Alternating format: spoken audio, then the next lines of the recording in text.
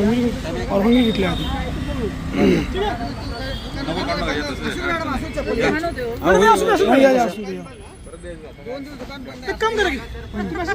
मी येतो. हां मला वाटते गणेश मार्केट व्यापारी असोसिएशनची जे काही सगळे तुम्ही व्यापारी आहात ते 2-3दा आमच्याकडं निवेदन घेऊन आलात की तुमच्या समोरच्या जागेमध्ये जे आम्ही फुटपाथवरील काही कपडे विक्रेते आहेत त्यांना तिथं बसू नये असं तुमच्या सगळ्यांची मागणी आहे.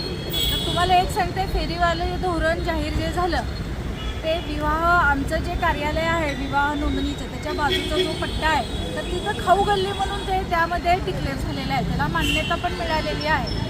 आणि त्याच्या पाठीमागे जी रिकामी जागा आहे आमची गाड्यांच्या समोर तिथं आम्ही फुटपाथवरील काही 8 आमचे कपडे विक्रेते आहेत तर त्याला तुमच्या सगळ्यांचा विरोध आहे. तर आज तुमच्या उपोषणाला बसले आणि तुमच्या सगळे नेते मंडळींची तुमच्या सगळ्यांच्या शब्दाला मान देऊन आम्ही उपायुक्त जाधव साहेब असतील, आमचे सर्व स्वच्छता अधिकारी, सहाय्यक आयुक्त, आम्ही सगळे तिथं आलो. आज सगळ्या ज्या पर्याय जे आहेत त्याबाबत आमची चर्चा झाली.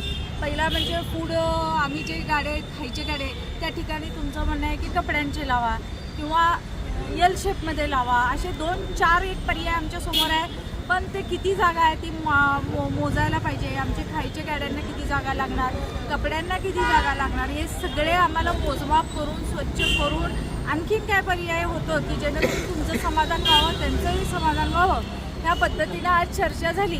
पण हे सगळं करून माननीय आयुक्त असतील आमचे गांधी साहेब यांच्याशी चर्चा करून अंतिम निर्णय हा माननीय आयुक्त साहेब घेणार आहे. त्यामुळे त्या पद्धतीनं पुढील निर्णय होईल. पण हे सगळं करायला आम्हाला 4 ते 5 दिवस म्हणजे 1 आठवडाभर लागेल.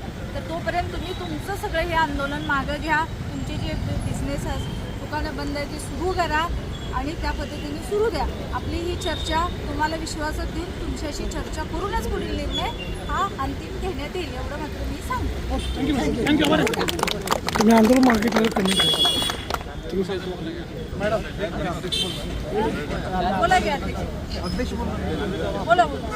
तुम्ही डिक्लेअर करा पाठिंबा घेतला. सदर आत्ता मॅडमने सांगितल्या पद्धतीनं आपलं मार्केटचं आंदोलन आपण मागे घेत आहोत मॅडमच्या शब्दाखातीर. त्यामुळे आता आंदोलन संपलं असं आपण जाहीर करूया.